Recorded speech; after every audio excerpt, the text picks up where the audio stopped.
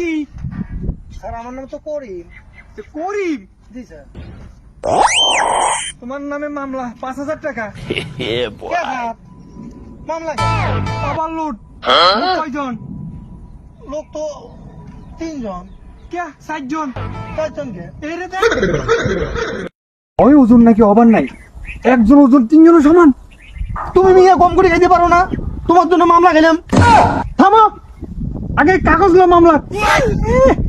3 জনের মামলা দিছি, 5 জনের দিই নাই। ওজন তো হইলো 5 জনের। লই যাও, যাও।